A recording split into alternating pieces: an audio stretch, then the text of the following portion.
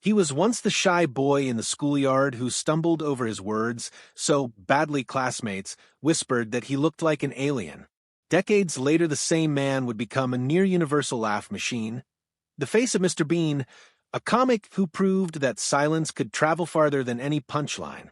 But fame hid a costly truth. The stage cured his stutter and gave him a voice, yet the very characters that freed him also left him exhausted and uncertain. This is the story of Rowan Atkinson. How childhood pain became comedy, how brilliance was built on discipline, and how a man who made millions laugh quietly battled the parts of himself no one saw. Let's start at the beginning.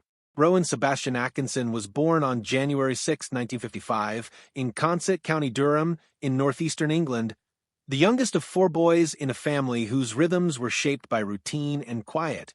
A baby brother, Paul, died before Rowan could remember him, and that early loss cast a shadow over a childhood that would be both sheltered and difficult. By the time Rowan was 5, he had a severe stutter. School was not a place of easy friendships. It was where he learned how brutal children can be.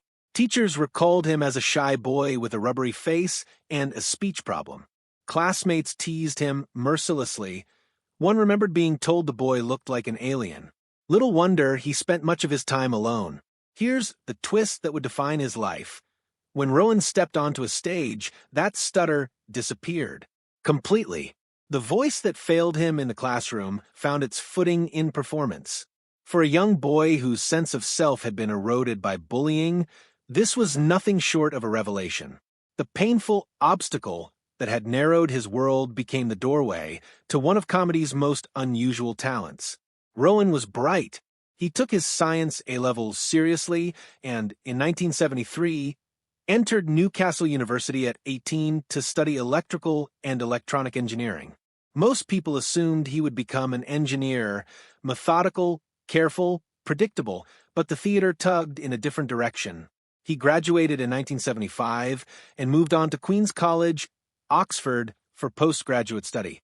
His research was rigorous, even technical, on self-tuning control systems. He began a PhD, but never completed it. By then he'd felt the pull of performance too strongly to ignore. It was at Oxford where the quiet, awkward student became the performer who changed rooms.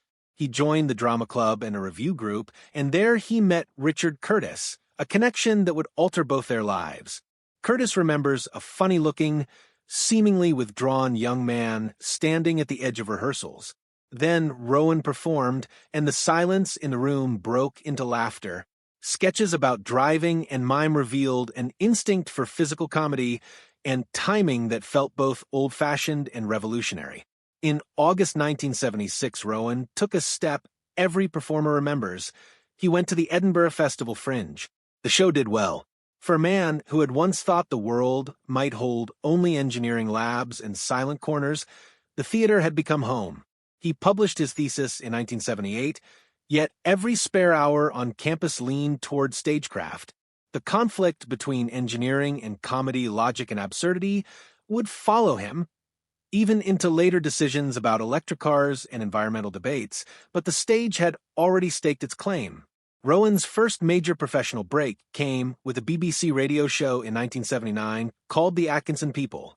He played characters who were sometimes eccentric like Sir Corin Basin or a faux French philosopher.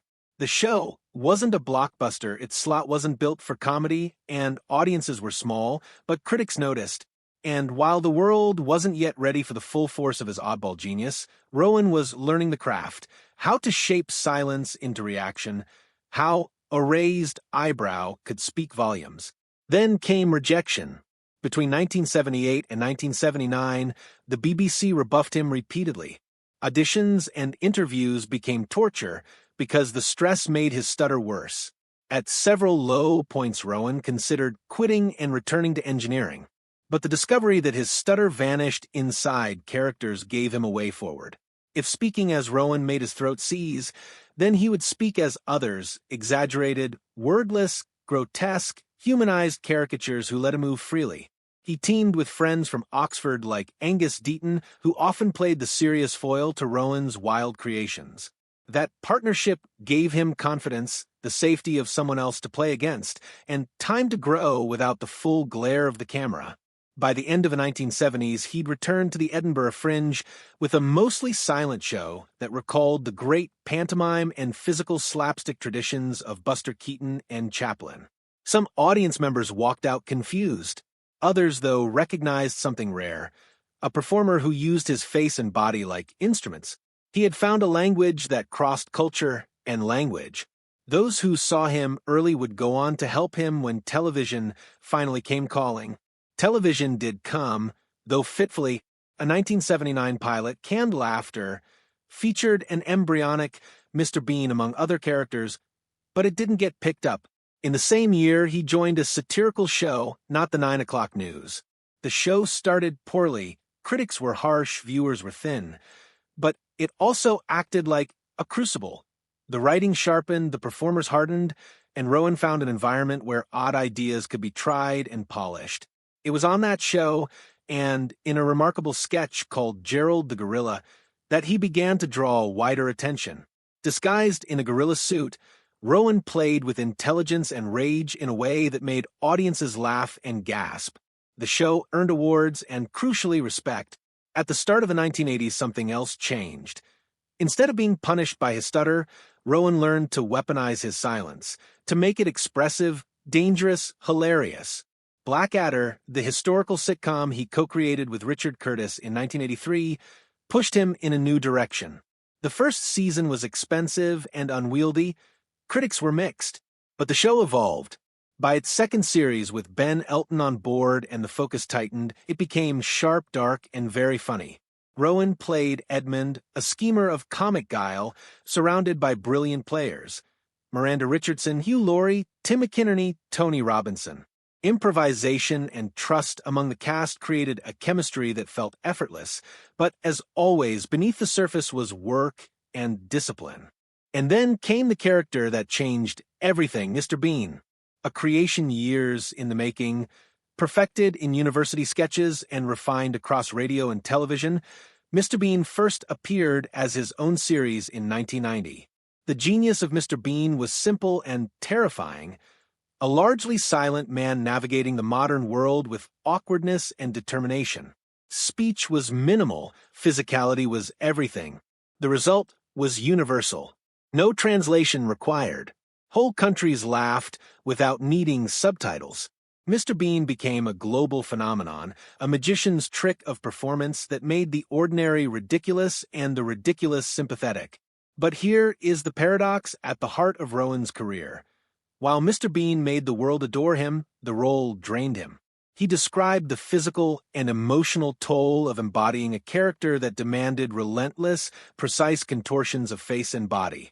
For someone who had escaped humiliation through performance, the pressure to deliver, to be the sitcom that travelers in Tokyo, Mumbai, and Sao Paulo all understood, was heavy. He admitted to feeling like a fraud at times. He looked forward to filming rapping. He told interviewers that playing childlike roles past a certain age felt, to him, a little sad. It's rare to find a performer who admits that his most beloved creation was also a burden, but Rowan did. The films followed.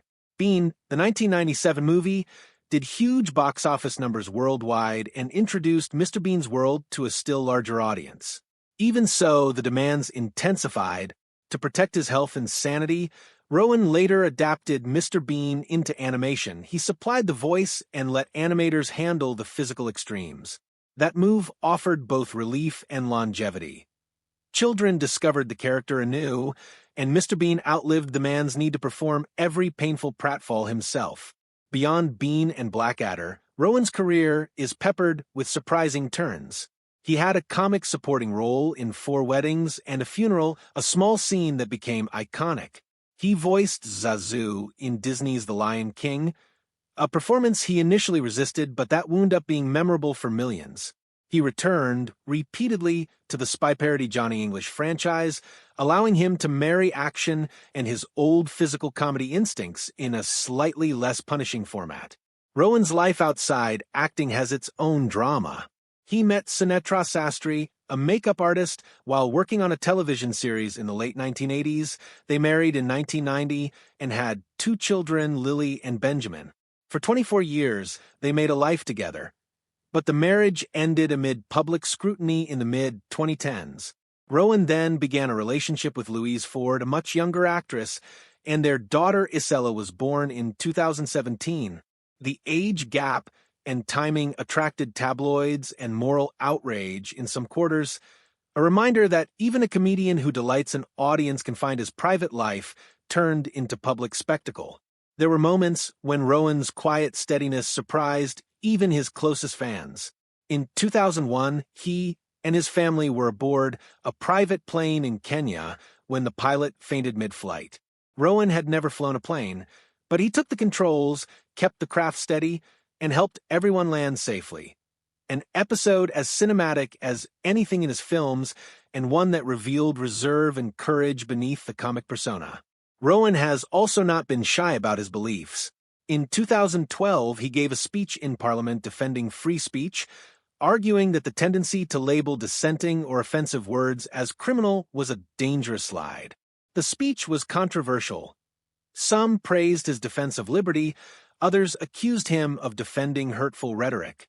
The debate highlighted yet another aspect of his public persona. He is not merely a comic mime, he is a thoughtful, sometimes contrarian voice on matters of principle. And then there's the surprising wrinkle of his private passions. He's long been an early adopter of electric and hybrid cars, and he has used his technical background to comment on environmental technology. In 2023, he published a piece that questioned the environmental impact of electric car batteries, a piece that drew both interest and criticism. Some saw him as a skeptical, informed voice, others accused him of spreading misleading claims. Either way, it was another reminder. Rowan's mind has always balanced logic and imagination, the engineer and the entertainer.